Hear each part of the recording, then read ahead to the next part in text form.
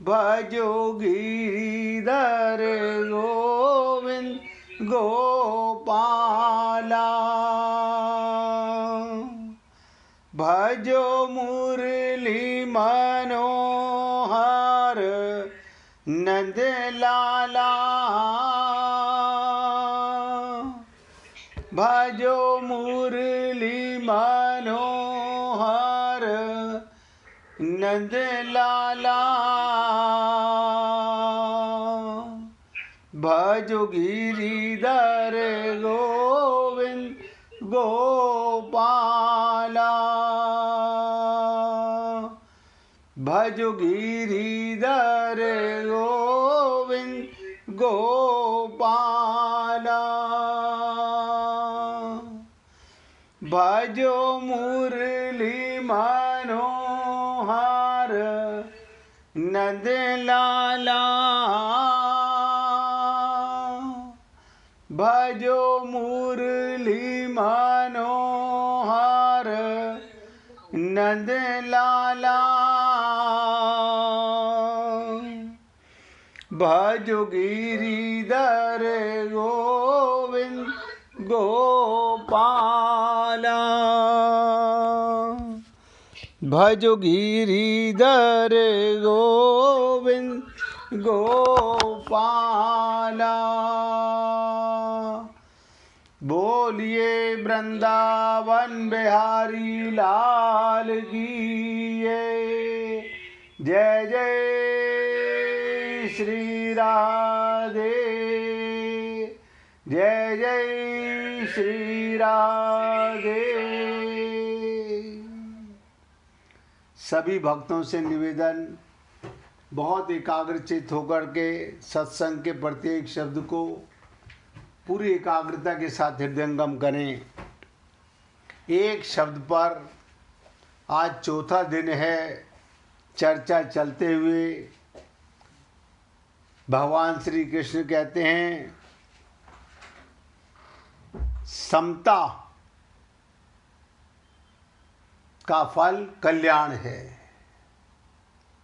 यानी कुछ ना करो, आप में समभाव आ जाए तो आपका कल्याण सुनिश्चित है। यानी समता आते ही जीव परमात्मा में स्थित हो जाता है। गीता का सार है कि समता से कल्याण का मार्ग, ये गीता का सार है।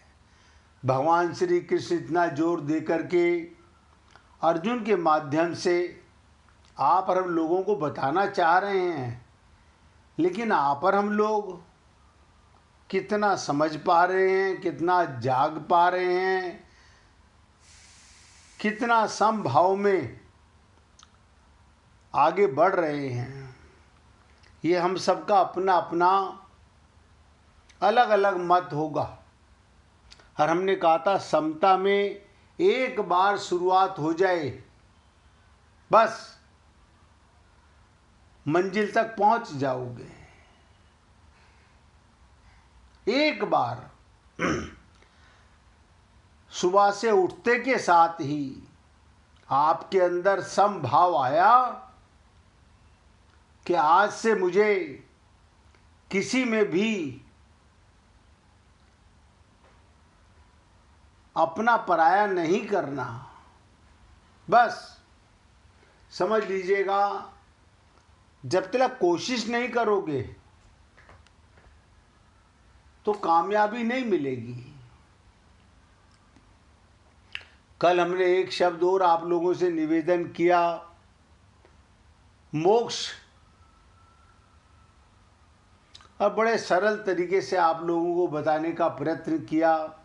और मैं उम्मीद करता हूँ कि आप लोगों ने बहुत एकाग्रता के साथ मोक्ष शब्द को सुना भी होगा और समझ भी लिया होगा। क्या कोई भक्त बता सकता है कि मोक्ष का मतलब क्या, मोक्ष के लिए हमें क्या करना चाहिए? हमारा मोक्ष जीते जी हो जाएगा। छोटा सा शब्द है, प्रत्येक भजन में मुझे मोक्ष चाहिए, कल भी मिश्रा जी ने बम्बई से कहा था, आज भी देखो वो सामने आए हैं। अंकल आपने बताया था ना कि मोक्ष का मतलब है कि मोह और क्षय, मैंने जब मोह का पूरा नाश हो जाएगा तो आपको मोक्ष मिलेगा। तो सुंदर। मोक्ष आपको जीवित रहते हुए इसी जीवन में मिल सकता है, बजाय इसके कि उसके लिए आप पहले मरिए और उसके बाद मोक्ष मिलेगा। बहुत सुंदर, दोनों बहुत बात ये सुंदर है। है। देखिए मिश्रा जी, आपकी बात को आपने तो कल भी कहा था, मैं तो किसी और भक्त से भी पूछना चाहता था कि आप लोगों ने समझा कि नहीं समझा।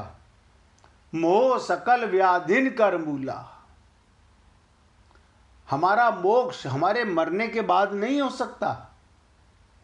भगवत प्राप्ति मरने के बाद नहीं हो सकती। सीतारामाचार्य जी कहते हैं, इस देह में हरि मिलते हैं, और मोक्ष भी जीते जी होना है। और मैंने आपको कई बार निवेदन किया, मोह सकल व्याधिन कर मूला। मिश्रा जी ने कल भी सुन करके बहुत सुंदर जवाब दिया। आज भी मिश्रा जी ने कहा, मोक्ष का मतलब मोह का पूरी तरह नाश हो जाना, जीते जी मोह खत्म तो मोक्ष हो गया। और मोक्ष का मतलब आपका कल्याण हो गया। जैसे समता से, ऐसे मोक्ष से छुटकारा हो गया। आपको 84 लाख योनियों में नहीं आना पड़ेगा।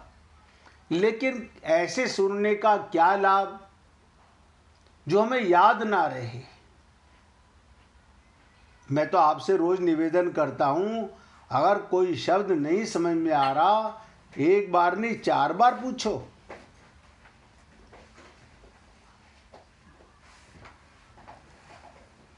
निष्काम भाव, आप और हम सब लोग सुबह से सकाम भाव में कर्म करते हैं। कर्म योनि है, कर्म तो करना पड़ेगा। लेकिन भगवान कहते हैं, अपने को अहम भाव को हटा दो, कर्तापन हटा दो, तो भी कल्याण हो जाएगा। यानी एक ही श्लोक में, गीता के दूसरे अध्याय के 40वें श्लोक में, आज चौथा दिन है आपके साथ चर्चा करते हुए, समता का भाव। समता हमारे जाने के बाद नहीं आएगी।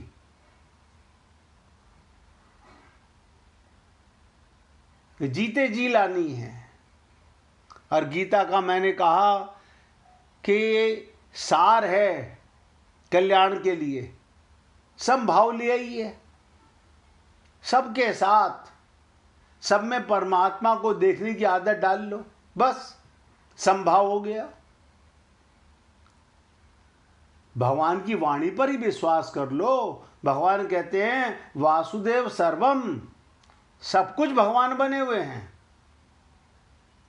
लेकिन हम लोग बुद्धि लगाते हैं। बुद्धि माइक है, माइक बुद्धि से माइक रिजल्ट निकलता है। अभी हम लोगों की दिव्य बुद्धि नहीं है। आत्मज्ञान के बाद में आपकी बुद्धि भी दिव्य हो जाएगी। समता के बाद भी आपकी दिव्य बुद्धि हो जाएगी। और मोह खत्म होते ही आपकी दिव्य बुद्धि हो जाएगी। अब कितने कितने शब्द आपसे निवेदन करते हैं, सिर्फ इसीलिए केवल सुने नहीं, उस पर थोड़ा सा मनन भी करें। मैं तो रोज आपसे निवेदन करता हूं कि सेवक हूं, सेवा करने आप लोगों के लिए, मेरे लिए तो आप ही मंदिर हो, क्योंकि आप सब में परमात्मा विराजमान है। ये मेरे परमात्मा की सेवा है। कल हमने कहा, कितनी भी घास हो अग्नि के सामने टिक नहीं सकती, कितना भी अंधेरा हो प्रकाश के सामने टिक नहीं सकता। ऐसे ही अज्ञान और ज्ञान की लड़ाई हो जाए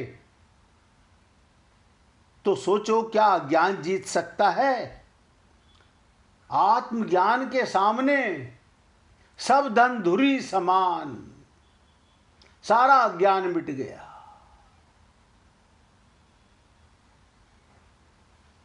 महान से महान भय क्या अभय के सामने टिक सकता है? 2 मिनट में आपके सामने प्रयत्न करेंगे इस श्लोक को पूरा करके आगे बढ़ने का। मैंने कहा समता थोड़ी सी भी हो तो पूरी और भय महान अधूरा, स्वल्प समता भी महान है, क्योंकि वो सच्ची और महान भय को सत्ताहीन कर देती है। सत्ता का मतलब ध्यान से सुनो, समता को निष्काम भाव से, कहने का तात्पर्य निष्काम भाव तो महान है, पर हमारी समझ में, हमारे अनुभव में थोड़ा आने से उसको स्वल्प कह दिया जाता है। वास्तव में समझ थोड़ी हुई, समता थोड़ी नहीं हुई। एक बार सब में भगवान नजर आने लगा तो आने लगा बस, यानी आपकी आंख भगवान की आंख बन गई। आप कोई कर्म मत कीजिए, जितने ही मैंने कहा जप तप ये व्रत उपवास जो भी हम करते हैं, इन सब का फल देके सब समाप्त हो जाते हैं। और समता आने पर निष्कामता अपने आप आएगी। इसलिए अगर हम सत का अधिक आदर करें तो सत महान हो जाता है, और सत महान हो तो स्वल्प उसकी सत नित्य निरंतर विद्यमान है। इसलिए उपनिषदों में भी परमात्मा तत्व को अणु से भी अणु और महान से भी महान कहा गया। हम भगवान के अंश हैं, रामायण भी कहती है, गीता भी कहती है, सारे धर्म ग्रंथ कहते हैं, संत महात्मा कहते हैं।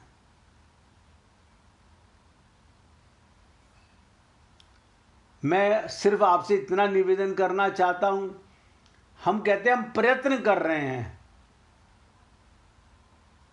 यानी अपने को आत्मा मानने में कौन सा प्रयत्न करना पड़ रहा है? माना कि बार बार शरीर का अहम आएगा, लेकिन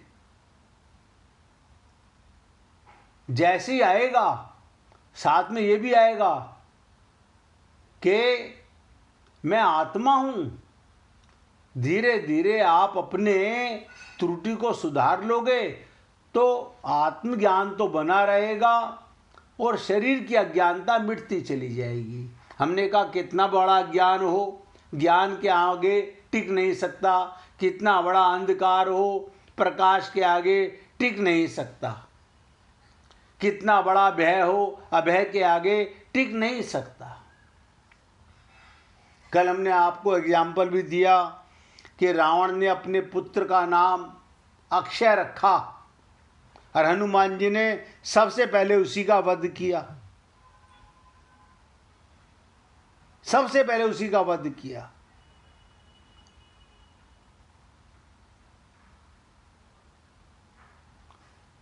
रावण को भी लगा मेरे पुत्र का वध कैसे हो सकता है।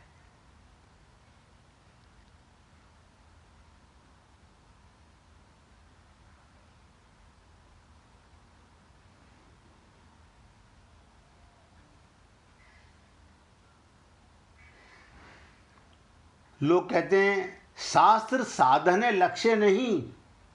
गीता साधन है, लक्ष्य नहीं। रामायण साधन है, लक्ष्य नहीं।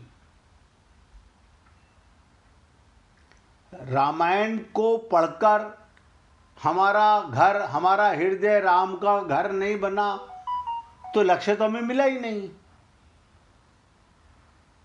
इसलिए कहते हैं ऋषि मुनि संत महात्मा एक्सप्लेन करते हैं, शास्त्र साधन है बंधन नहीं। ऋषियों ने उन्हें अपने अनुभव और स्वभाव के अनुसार रचा, इसलिए वो कालानुसार मार्गदर्शक थे, हमारे को मार्ग दिखाने वाले थे। लेकिन आत्मस्वरूप शाश्वत है, ग्रंथों से परे है। भगवत गीता में भगवान अर्जुन से कहते हैं, अर्जुन तू मेरे जन्मों को नहीं जानता, पर मैं तेरे अनेक जन्मों को जानता हूं। आप और हम लोग अपने ही जन्मों को नहीं जानते। आप सोचो, हमें पता हम पिछले जन्म में क्या थे, कहोगे नहीं हमें नहीं पता। भगवान को सब पता है। तो भगवान की ये बात संकेत करती है, परम चेतना का अनुभव शास्त्रों से परे है। वेद उपनिषद गीता साधन के उपकरण हैं, लेकिन साधना का अंतिम लक्ष्य है अपने सहज स्वाभाविक अखंड आत्म स्वरूप में स्थित होना।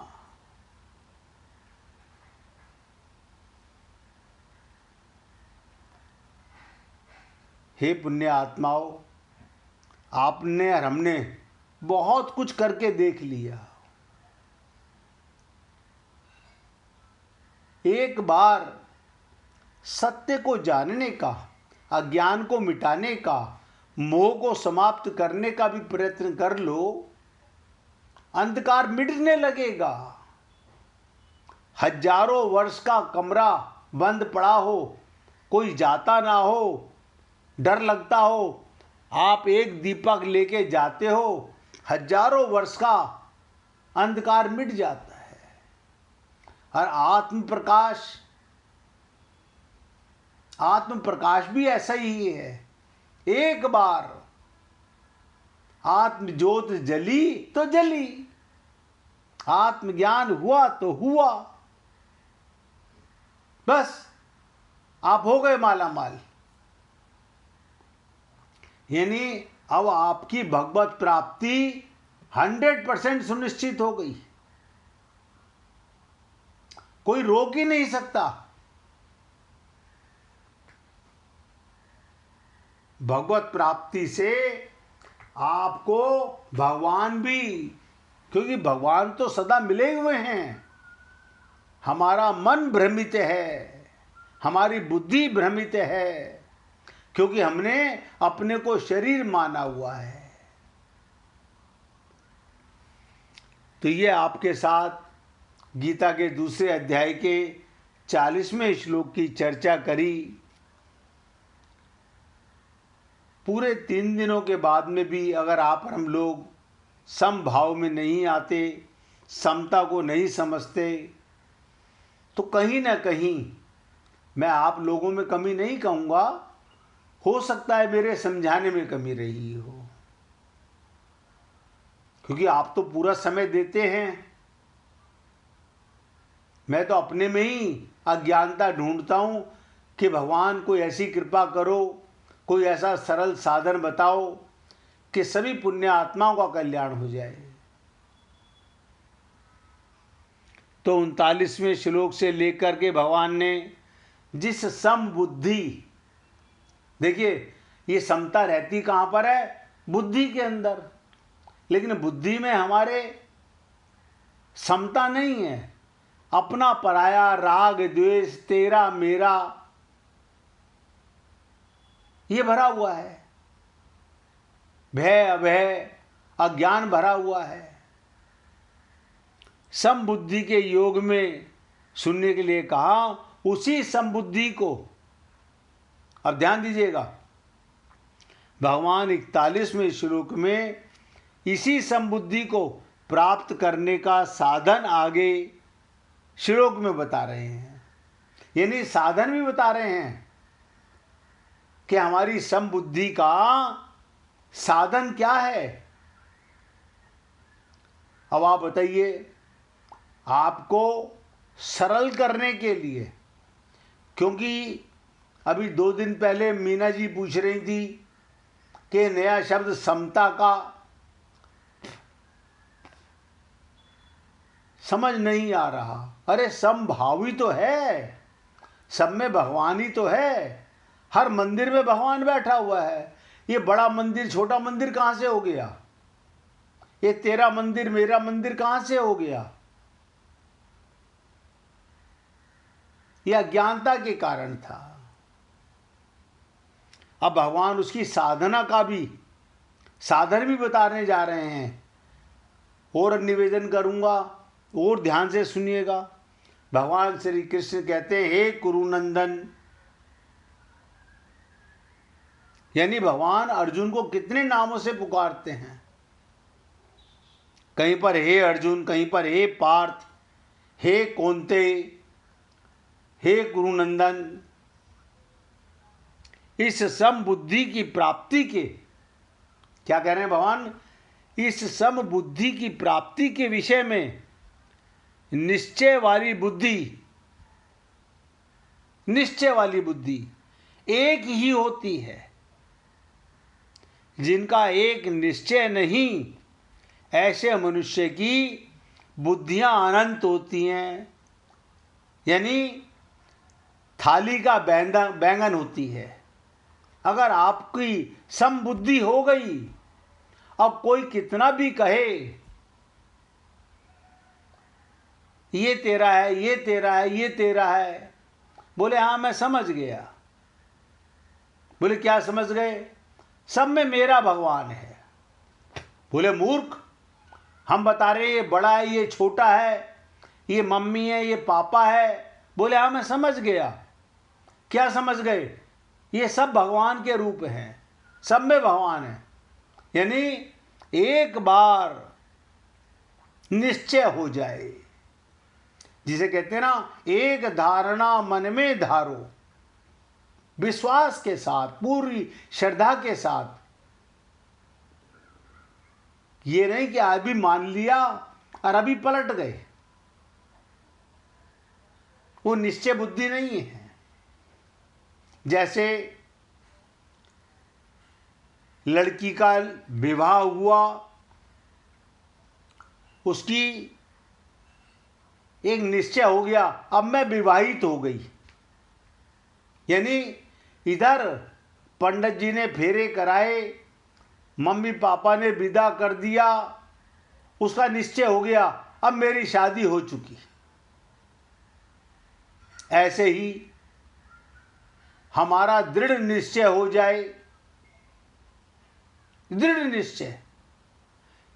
अब देखिए, ये एक होती है निश्चय वाली बुद्धि। अब किसी मैरिड व्यक्ति को कहो कि तेरी शादी हुई नहीं, आप कहोगे नहीं नहीं। क्यों? क्योंकि आपकी बुद्धि में बैठ गया। ऐसे ही समता एक बार बुद्धि में बैठ जाए, अपना काम कर गई। एक धारणा, एक निश्चय, एक संकल्प, एक शपथ, एक बार किसी को अपना गुरु बना लिया तो बना लिया। उसने मुझे आत्मज्ञान करा दिया तो करा दिया। अब लाख दुनिया कुछ भी कहे, उससे क्या होता है? और भगवान कहते हैं, हे अर्जुन, इस समबुद्धि की प्राप्ति के विषय में निश्चय वाली बुद्धि। हम क्या कहते हैं? अभी भी हाँ कोशिश कर रहे हैं। बताओ, अभी भी संकल्प नहीं है। अब आप बताइए, आपको संत महात्मा हमें कहते हैं, हे अजन्मा अमर आत्मा। हम कहते हैं नहीं, हमारा तो जन्म हुआ था, हम हर साल जन्मदिन मनाते हैं। अब बताइए, आप हम सब लोग संत महात्मा कहते हैं, हे अजन्मा अमर आत्मा। हम कहते हैं नहीं, हम ये बात नहीं मानेंगे। क्यों? हमारी बुद्धियों में ये बात जब से जन्म हुआ, जब से हमें समझ आई, हमारा जन्मदिन मनाया जाने लगा, तो हमारे अंदर ये बैठ गया कि हमारा जन्म हुआ था, तभी तो हम हर साल जन्मदिन मनाते हैं। किसी ने हमसे पूछा क्या जन्मदिन नहीं मनाना चाहिए? मैंने कहा बिल्कुल मनाना चाहिए। इसलिए मनाना चाहिए, भगवान ने अपनी प्राप्ति का हमें हर साल याद करने के लिए मौका दिया। देखो इतने साल के हो चुके हो, अभी भी निश्चय वाली बुद्धि हुई कि नहीं हुई कि तुम आत्मा हो, या अपने को शरीर ही मानते रहे? निश्चय कर ही नहीं पा रहे हम लोग। अब भगवान बोल भी रहे हैं सम बुद्धि की प्राप्ति के विषय में, निश्चय वाली बुद्धि, पक्का डिसीजन, पक्की शरणागति, दृढ़ संकल्प एक ही होती है। जिनका एक निश्चय नहीं है, हाँ कोशिश कर, क्या की कोशिश कर रहे हो आप बताइए? स्त्रियों को माँ बाप ने कहा तू लड़की है, हमने अपने को लड़की मान लिया, उस पर डाउट नहीं किया। हमें कहा तू लड़का है, हमने तुरंत निश्चय कर लिया हम लड़के हैं, हमारे मम्मी पापा कह रहे हैं। अब भगवान कह रहे हैं तुम आत्मा हो, हम नहीं विश्वास करते। यानी हमारा अज्ञानता मिटनाना नहीं चाहते हम लोग। कोशिश करोगे तभी कामयाबी होगी। शरीर में रहता हूं, मैं शरीर हूं नहीं, ये निश्चय हमें करना है। तो भगवान कहते हैं जिसका एक ही निश्चय होता है, जिनका एक निश्चय नहीं है, थाली के बैंगन, ऐसे मनुष्य की बुद्धियां अनंत, बहुत शाखाओं वाली ही होती हैं। वो हमेशा डाउट रखते हैं। हाँ सुना तो था, मतलब सुना था, अभी संकल्प नहीं किया, निश्चय नहीं किया, यानी ये विश्वास नहीं हुआ कि परमात्मा मुझे मिले हुए हैं, ये विश्वास नहीं किया कि मैं आत्मा हूं। आप सब देख लो, आप अपने अंदर ही झांक के देख लो कि आप और हम लोग अभी तक निश्चय नहीं कर सके हैं, जबकि निश्चय आपकी बुद्धि को करना है। बुद्धि में डाउट है, अब पता नहीं अब तक जो माना है वो सही है या ये जो कह, यानी भगवान की वाणी पर भी हमें डाउट हो रहा है।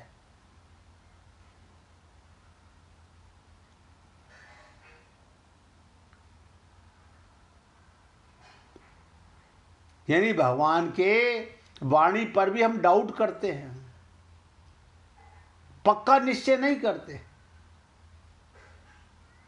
अब मम्मी कहें या पापा कहें, बहन कहे या भाई कहे, पति कहे कि पत्नी कहे, कोई भी कहे।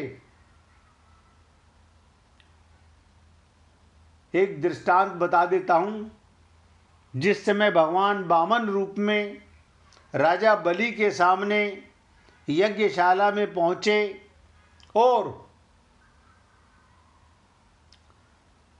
सोचिए उसी के गुरु ने, बलि के गुरु ने कहा, शुक्राचार्य ने, अरे मूर्ख ये नारायण हैं, इन्हें संकल्प मत कर देना। आप बताइए, वह एक बार मान लिया कि गुरुदेव आप सही कह रहे हो, ये नारायण है। अगर ये नारायण है तो मैं कौन देने वाला हूं? उसके बाद गुरु ने कितना प्रयत्न किया कि ये संकल्प ना करे, लेकिन जिसने संकल्प कर लिया उसने कर लिया। आप देखिए उसका संकल्प का नतीजा कितना श्रेष्ठ निकला। आप सबको पता है, भगवान उसके यहां चौकीदार बन गए। सुतल लोक दिया।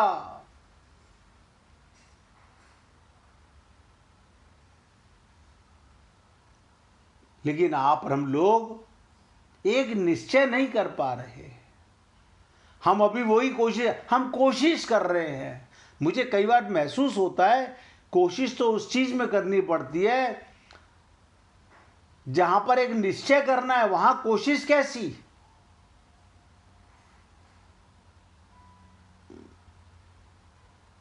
अब आपको अगर कोई संत महात्मा कहे आप तो जन्म से ही शादीशुदा हो, आपका विवाह तो सदा परमात्मा से है, आप उसकी पत्नी हो, वो तुम्हारा पति है, ये तो शरीर का विवाह होता है संसार में।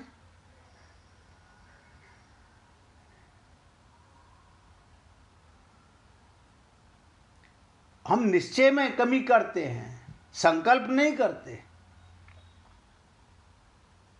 और यही कारण रहा है आज तक। मैं तो आपको बार बार जोर दे के बोलता हूं, भगवान को भी अपना मानने में निश्चय करना पड़ रहा है। पूर्ण विश्वास, भगवान ही था, भगवान ही है, भगवान ही रहेगा, जो मिला हुआ है, बाकी सब माना हुआ है। देखो निश्चय कर लो, बाकी सब माना हुआ है। इस शरीर से पहले ये परिवार नहीं था, ये समाज नहीं था, परमात्मा सदा हमारे साथ था। ये हो गया ज्ञान, मिट गया अज्ञान, मिट गया अंधकार, हो गई गीता की सफलता आपके अंदर आ गई। लेकिन क्या कारण है? आप और हम लोग अपनी बुद्धि के गुलाम हैं। हमारी बुद्धि में अज्ञान, कालिस, अंधकार इस कदर भर चुका है, प्रकाशवान आत्म प्रकाश नहीं हो पा रहा। कोशिश कीजिए। बलि ने अपने गुरु की बात नहीं मानी, एक धारणा, संकल्प करो, निश्चय करो, हो गया भगवत प्राप्ति। कुछ नहीं करना, भगवान थे जो मिले हुए हैं, आपकी आंख भगवान की आंख हो गई, बस। अब समभाव, भगवान जैसे सबको अपना अंश देखते हैं, ऐसे आप भी सब में भगवान को देखते हो। 1 मिनट भगवान का कीर्तन करो, फिर आगे चलेंगे। हरे कृष्ण